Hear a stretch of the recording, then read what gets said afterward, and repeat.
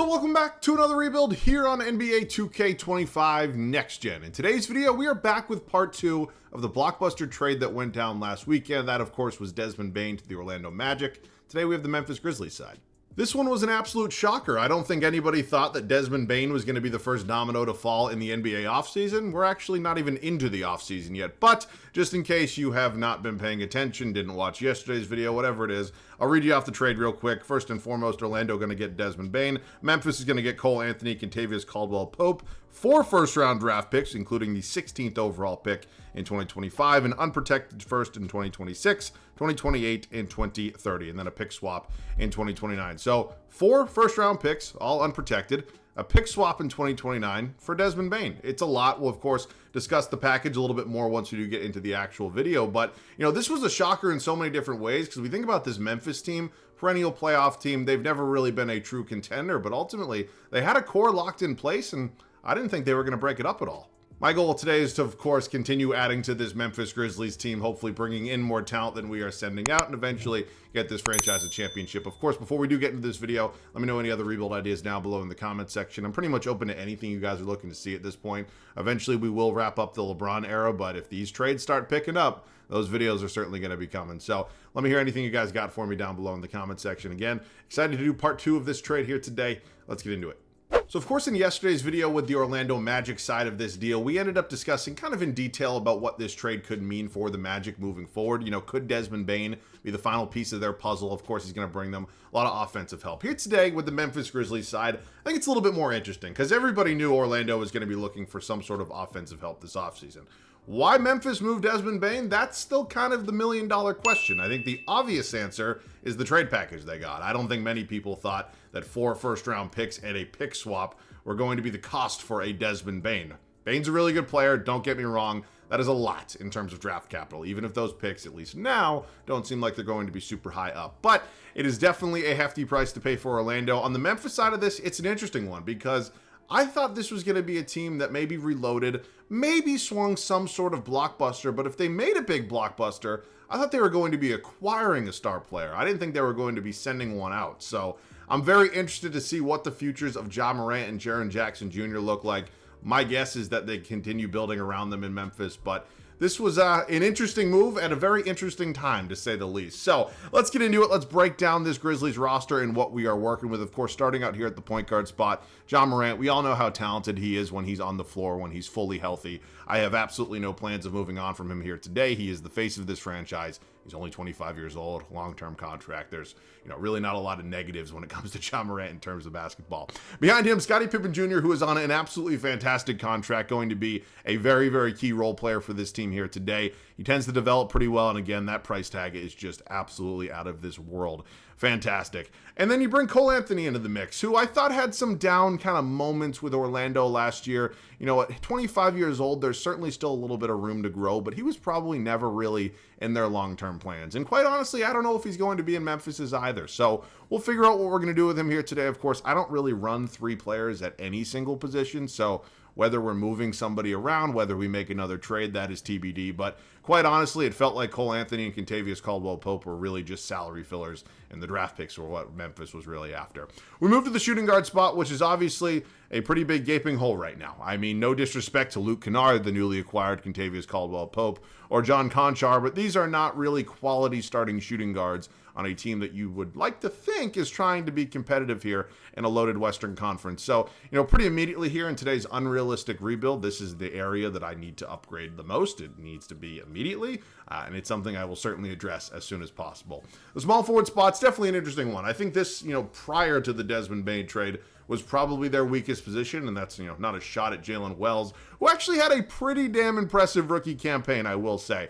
But I just don't know if he's going to be a star for us here in today for 3 years. So we'll sort that out. Behind him, Vince Williams Jr., obviously a guy who can give us a little bit defensively. We're not sure how much better he's going to get in terms of the overall, but we will keep an eye on it. Lamar Stevens, free agent, we'll figure that out. The power forward spot, Jaren Jackson Jr., who is going to be due for a very, very hefty payday at some point in time. I don't know if it's going to be the 300 plus million that I think he's eligible for, but he's really good. I think, again, there's another, kind of part to his game that can continue to get better. I would say that specifically on the boards. I think his offensive consistency could be a little bit higher, but he's a fine player. He's not a negative on this team in any way, shape, or form, and I'm excited to rebuild with him here today. You got Santi Aldama, I think, can again be a very valuable rotation piece. Kind of same with Gigi Jackson, who I think last year was actually the youngest player in basketball. And then the center spot is interesting because Zach Edey, maybe not your most modern NBA center, but can certainly still give you something out there on both ends of the ball. So, Brandon Clark, Jay Huff, Marvin Bagley, again, just kind of rotation pieces. So, that's the Memphis Grizzlies. At one point, they were a super, super exciting young team that, we thought could have maybe made some noise in the Western Conference. Obviously, after moving off of, I'd say, their third best player, maybe that's not exactly the direction they're looking to go forward towards next season. But at this point, I have 3 years. I have 3 off seasons, 3 regular seasons, a whole lot of draft picks to trade now, and obviously an unrealistic rebuild. So let's get into it. Staff signing, Taylor Jenkins is obviously gone now. I can't pronounce this gentleman's name for the life of me, but I'm just going to clean house. We're going to get somebody new. Stafford could be fun. I always, again, like to mix it up a little bit. Let's just see some other options here. Antonio Taylor. Oh, boy. Who is Ricky Smith? Oh, brother. These options are just poor, for lack of a better term. Yeah, no. I'm not going to spend a ton of time on the coaching thing. You guys, for the most part, seem to just not really care too much, depending on which coach I go after. So it'll be a Stafford day again. I'll try to kind of take a little break from that moving forward. All right, it is now the 2025 draft. Of course, we now have the 16th overall pick in it. 2 second-round picks as well. You can completely ignore the fact that it says it is from Dallas. But, getting a first-round pick is certainly never a bad thing here. So I haven't decided what I want to do with it. For sure, I'm definitely going to be moving off of these 2 seconds. I almost never find any sort of real value in round number 2. So, fuck it. Let's just draft somebody, with the 16th overall pick. If there's nobody here, Hugo Gonzalez, Asanul could make some sense for me. Rasheer Fleming, Richardson, Saraf. Hugo Gonzalez, this is more of a position of need kind of thing. So why the hell not? Again, I'm not saying he's going to be starting for us day one, but he could be a nice role player coming in at a 74 overall. No team player options here for us. Qualifying offers. Certainly going to extend that to Aldama, Spencer, Kawamura, even though he's a fan favorite. And yeah, Pullen, probably not. Okay, free agency. Even after the Desmond Bane trade, it's not like this team is exactly loaded and flush with cap space. We have about a mid-level exception at this point in time. Now looking at where this team is at, again, it's pretty evident I need to find myself a starting shooting guard. Again, no disrespect to KCP, newly drafted Hugo Gonzalez or John Conchar, but they're just really not going to cut it for me. I'm not looking to wait very long to make an upgrade. We're going to see if we can do it immediately in a deal here with the Miami Heat. Of course, just one last and final reminder, and my apologies, because I'm sure 98% of you are already aware of this. This is not a realistic rebuild. Okay. I'm offering up KCP, Brandon Clark, Gigi Jackson, and Jay Huff all in this deal. Really just kind of salary fillers, rotation pieces that I don't really see as long-term fits for me. I would be willing to offer up my 2027 for... Okay, that was actually a lot easier than I thought. Welcome to the team, Tyler Hero. Going to be a really interesting fit. We're, of course, going to move him to the 2-guard spot. But I'm excited to see how him and John Morant kind of work together in a backcourt. So moving Hero to the 2-guard spot, he actually jumps up to an 89 overall. I think at this point, it's just about solidifying the rest of this rotation. I really have no idea what I'm going to do here with Cole Anthony and Scottie Pippen. I don't need both of them to back up John Morant, who's probably playing, 33, 34, 35 minutes a game anyways. I do want to get Gonzalez, who we, of course, just drafted, some actual minutes. So, yeah, that's going to be pretty interesting. We're going to let Jalen Wells continue to develop at our starting small forward spot. Not saying that's locked for 3 years, but it's my plan as of now. Of course, we are going to re-sign Aldama, and then we do need to find a new backup center behind Zach Edey as well. Now, my question is, so that's what I thought. Cole Anthony has a team option after this year, so I don't 100% have to force the issue yet. I can keep him on this team, kind of just bury him as an 11th man, unfortunately. But, Conchar is not really needed, so if I can maybe find a way to pick up either a draft pick, which, again, I certainly would take, or a backup center for him, not named Dwight Powell, I'd certainly be willing to do that. So nothing really jumping out at me here. We'll take a first from the Chicago Bulls in 2027. Okay, I'm going to re-sign Aldama. How much is he going to ask for? About $14 million. It's honestly not a terrible price tag in today's NBA. And then we're going to go ahead and we are going to find a backup center after the re-signing of Aldama. I'm comfortable letting Kennard and Bagley kind of go. And then we take a look options here in terms of the fives. Chris Boucher, Drummond, Cornette, Jackson Hayes. Oh, boy. Deron Sharp could be interesting. Given the age, I don't hate the overall. I think there could be some nice progression there. I think that's a player I'd be willing to give us a deal to. So, all right, I like that quite a bit. Deron Sharp, welcome to the team. He'll back up Zach Edey. Okay, at this point in time, we've obviously made a few different moves. Again, still not really sure what Cole Anthony's going to do. It almost feels like I'm not comparing the two players, in terms of their play style or who they are, but it almost feels kind of similar to Marcus Smart. Just like, where the hell do you put him in to this rotation? So again, it's probably not going to end up the same way as Marcus, where they just shipped him off to DC for basically nothing. But at this point in time, Cole Anthony not going to be in this rotation, and of course we already traded KCP as well. So yeah, new look Grizzlies. See you guys at the start of year one. It is now the first season for us here in Memphis. I am excited to see how this new look team kind of fits together. I think we have some pretty good depth, and I'm excited to see if we can maybe get back into contention. Ja Morant, Tyler Hero, now my new backcourt. Of course, we decided to have Jalen Wells remain my starting small forward. He's developed up to an 81. Still got Jaren Jackson Jr., who's going to be definitely getting paid a whole lot of money this offseason. And finally, still got Zach Edey coming out. Does he actually have that tattoo? Interesting. Scottie Pippen Jr. going to be my sixth man. He's not the highest overall, but you guys kind of know my philosophy long term if you've watched my videos. Not a big fan and proponent of big men being sixth man. So Adama playing 18 minutes a night, backing up Jackson. Of course, we recently signed Deron Sharp. He'll be the backup center. We drafted Hugo Gonzalez, and finally Vince Williams Jr., who feels like has kind of fallen significantly in terms of overall minutes, really just kind of everything. So unfortunate to see, but that's how basketball works. Okay, I will see you guys at the end of the first season here in Memphis. A pretty underwhelming first season here with the Grizzlies has officially come to an end. 39-43 is the final record. It's certainly not where I thought we were going to be, and it is 1,000,000% not where I wanted to be. SGA has won back-to-back MVPs. Cooper Flagg is in Philly. He fell all the way to 3, and the Sixers got rewarded. Simon's going to be your sixth man. Giannis wins DPOY. Zaire Williams, most improved. Cade Cunningham, clutch player of the year. Chris Finch going to be your coach of the year. All right, I know the West is loaded. You can see we're in the play-in right there at the top of your screen. We're the 9 seed, so if we beat New Orleans and then beat the loser of this, we'll be the 8 seed. I'm not excited about this season, just the idea of having a year as bad as this, but we have 3 guys at 21.5 point plus per game, basically, and then obviously it does fall off a little bit, but yeah, I don't really know. I thought Jalen Wells could certainly do a little bit more, but yeah, I'm not very happy with what this team has done so far to this point. So, this is kind of all moot point. It doesn't really matter. Pascal Siakam now here. If we somehow end up in the playoffs, we're just going to lose anyways. All right, we're going to go ahead and sim through the rest of this. We're going to see who ends up winning it all that fun stuff. Surprise, surprise, the Dallas Mavericks are in the NBA Finals, and oh boy, just rub a little salt in the wound because it's going to be Paolo and an old friend in Desmond Bane. And Dallas wins it all. Anthony Davis, Finals MVP. Again, shocker of the century, I know. Okay, we are going to enter the first offseason. I don't think we have any player retirements. We are, of course, going to consider kind of all of our different options right now. Now, this is going to be interesting. I'm wondering what 2K says. So it says Charlotte has our pick. According to 2 different articles that I've read, that should be incorrect.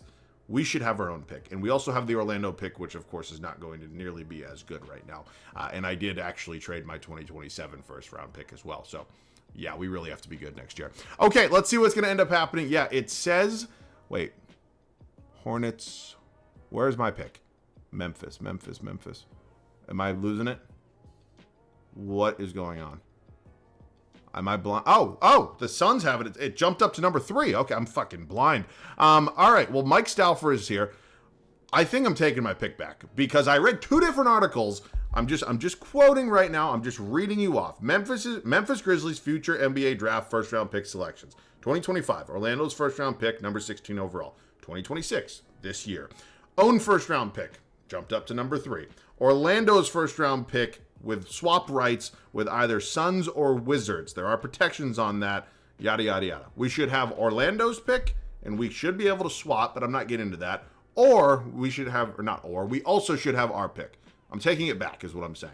I always send it away when I'm not supposed to have it. I'm going to take it back when I am supposed to have it. If by some, possibility I screwed up, which of course is entirely realistic, please let me know in the comment section. I will apologize in advance, but as of now, I am led to believe that we should have our own pick. We are now sitting here with the 3rd overall selection. Again, you can see the origin says it's from us, so we know that we got lucky in the lottery, and it doesn't mean this came from another team. So, cool. We also have the 24th overall pick from Orlando, which, again, I know for a fact we are, in fact, supposed to have. Okay. Again, if I somehow screwed this up, we're not supposed to have number 3 overall or, aka our own pick. Please let me know in the comment section, and again, I do apologize in advance. This leaves us with some possible options, though, because there's a very strong possibility I could flip this pick in a bigger trade and maybe add a star player, whether that's a new starting small forward, whether that's a new starting center, whatever it is, there is definitely a possibility of making a major splash here. So I'm thinking that's, just the best idea as of now in my head. I, of course, have not decided fully because we don't even know what these offers are going to look like, but I feel like I'd be an idiot if I didn't at least consider it. So let me look over some options, and I'll either see you guys in the draft or with a pretty big trade. I am pulling off a big one here, and it is coming in a deal with the New Orleans Pelicans. Santi Aldama, Deron Sharp in the 3rd overall selection, all heading to New Orleans. And Zion Williamson and Herb Jones going to be coming back here to Memphis. Now, I'm going to show you guys the other offers that I did consider. Thought about this one for half a second, kind of passed up on it. I considered Porzingis. It would be a nice overall upgrade at our center spot, but I do expect Edey to continue to develop. This one, again, was, exciting, and it would have, again, killed 2 birds with 1 stone, but we know how fast Kawhi ends up regressing, and it's unfortunate. Nah, not really. Hell no. And then Bam could have been fun, but I don't really know how I fit him and Jaren Jackson, 3 and 4. So, welcome to the team, Zion Williamson. He's going to be taking over at my 3, of course. I'm a big Herb Jones fan. I'm sure many of you know that. So, Zion's going to move to the 3. I'm not exactly sure where we're going to move Herb Jones or have Herb Jones because, again, Jalen Wells probably still deserves minutes, but that's something I'm not terribly worried about right now, and we'll figure out eventually. But yeah, super excited to have Zion here. I mean, of course, just another kind of game-changing star. We now have the number 1 and 2 overall picks from the 2019 NBA draft, so a lot of possibilities for us here. Donnie Freeman. Sure, why the hell not? Donnie, welcome to Memphis. He's going to come in at a 72 overall. Team player options, Edey and Anthony will be brought back. Worst comes to worst, we maybe trade Anthony. And yeah, Jaren Jackson Jr., priority number 1 at this point, thankfully. Holy fucking shit. Has no real offers, but we're giving him $253 million, which, considering what I think he's eligible for, which is 300 plus, feels like a pretty big steal for me. Okay, at this point in time, we definitely have another trade or 2 to make. Although we do have some pretty good depth on this team, we definitely need some new backup big men. That is something we are certainly hurting with right now. So, funny enough, we're going to make a deal here with Orlando, pick up Wendell Carter Jr. We're actually going to send Cole Anthony back to the Magic, and yeah, that's going to be our new backup center, which is, of course, a position we definitely have a pretty big need at. At this point in time, Donnie Freeman probably just not going to cut it here, in a year that I really need to be good because I don't have my 1st round draft pick. So, I'm thinking I entertain a Hugo Gonzalez deal. I did move Herb Jones to the shooting guard spot. I do think he's better than Gonzalez. And again, I tried all sorts of different combinations. I tried moving Wells to the 2, didn't work. Tried moving him to the 4, was even worse. Same idea with Jones, except at the shooting guard spot, he only went down 1. So Gonzalez, who, I don't know, I think again could be something okay for us. I think I could maybe consider moving on from him if I can find, a center that maybe makes some sense for me. So Filipowski, I think I could actually maybe move to the 5 or a power forward. I'm looking for a power forward. I'm an idiot. That actually is probably going to be my best option. All right, Kyle Filipowski, welcome to the team. Going to make a deal here with the Utah Jazz. Getting a player that's, relatively similar in the age department, I think, and of course, a few overalls higher as well. All right, I'm pretty much locked into this team. Again, we really have no choice but to be good, considering we really don't have anything in terms of our own draft pick next year. So see you guys at the start of what is hopefully going to be a much better year number 2. There's really no other way to spin it. I was wildly disappointed with our first season here in Memphis. Now, we definitely got a little lucky in the offseason. Of course, we landed the number 3 overall pick in the 2026 NBA draft. We then flipped that pick to New Orleans, got Zion Williamson and Herb Jones, and this team is looking locked and loaded for what could definitely be a championship year number 2. John Morant, Tyler Hero remain my backcourt. Of course, the new addition with Zion at my 3. We did end up re-signing Jaren Jackson Jr. and Zach Edey, who's now all the way up to an 87 overall. I'd say the bench unit improved as well. Jalen Wells, of course, now sliding into that 6-man role. Made the trade for Filipowski. Of course, got Herb Jones. Scottie Pippen Jr., who I do feel a little bit bad for. He's just seen his minutes and his role in general decrease. And then also got Wendell Carter Jr. here. So an all 80-plus overall rotation heading into year 2, where I definitely need to be in the playoffs. And I really would like it if we could actually be a contender. So see you guys at the end of the second season. Ask and you shall receive. A much better second season for us here in Memphis. 59-23 is the final record, and feeling pretty good right now. Well, Victor Wembanyama is a full-blown superstar. He's winning MVPs. AJ Debance ends up in Chicago. You got Bridges now a Milwaukee Buck. Wemby also wins Depoy. Derek Queen most improved. Oh, good. Wemby wins Clutch Player of the Year as well. And 60-22 gives Jason Kidd Coach of the Year, which does mean, unfortunately, we are not the 1 seed here. We are the 2 seed, only 1 game behind the Demons in Dallas. All right, here is a look at the Eastern Conference, tied with the Cavs for the second best record in all of basketball. All right, here are some of the numbers. John Morant, Zion Williamson, Jaren Jackson Jr. Again, the scoring output's going to look a little different with a guy like Zion, who, of course, can definitely score the basketball. Pippen, Filipowski, it's funny seeing 7.5 points a game, and honestly not really mad about it. His shooting percentage was pretty good.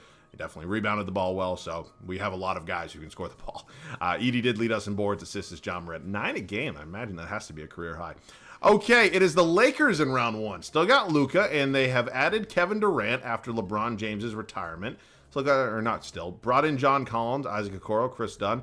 All right, I mean, I'm not going to sit here and deny they have the best player in the series. I think Luka is easily going to be that, but I think we, again, are a much better team. Oh boy, there's not really many easy matchups here in the Western Conference, and this certainly is not one. Yeah, what the hell? How does this, you know what, I'm not going to ask questions. Again, they probably have the best player, and well, maybe they're just the better team because we get swept in round 2 in a heartbreaking end. Okay. There are the numbers from round 1. Feel free to pause if you would like. There are the numbers for round 2. A dreadful, dreadful series in terms of scoring for John Morant. What the fuck? Oh, buddy. I don't know about that one, Chief. God, I mean, I'm asking Tyler Hero to be clutch in the playoffs. I don't really know what I expect, but good God, man. That's bad. I'm not even saying we should have 100% beat that San Antonio team. They're really good, don't get me wrong. Alec Burks was here? Okay. But I am saying I need more than 8.5, 9 points a game out of our starting shooting guard. I mean, that's just preposterous. Okay, we're going to enter the draft lottery. Again, we don't have a first-round pick this year. Not that it would have been super valuable anyways. We will sim through said lottery, and it's going to be the Jazz, Rockets, Heat, Bulls, and Pelicans as your top 5. Okay. Mike Stauffer, I mean, you genuinely can't get a coach with better ratings, so I'm not going to fire him. We have the 24th overall pick from the Bulls. That was a trade I made in this video. Again, I will ship out the second-round picks because I don't really find them to be valuable. Thank you very much, Orlando. We'll draft somebody. You guys know how this works. They'll probably include it in a bigger deal. Cameron Holmes, welcome to the team. Okay, at this point, we have to decide what we want to do because we're going to have a few free agents, I think. Everybody here, including Deedon Duran, any relation to Jalen, or Duran, excuse me. Welcome back. And then I have to figure out if I need to make another upgrade or not, because I think this team is good. Tyler Hero and Herb Jones going to be 2 pretty big free agents for me. Shit, can I actually afford to get both of them back? If I can't get both of them back, I'm not porked, but actually, you know what I'm going to do? I don't want to risk the fact that if I can't afford both of them, that it somehow gives me Herb Jones over Tyler Hero. I know I just talked a lot of shit about Tyler Hero, and it's very well deserved, but I would definitely still rather have him back than Herb Jones. So we're not going to accept Jones's deal. We're not going to renounce his rights.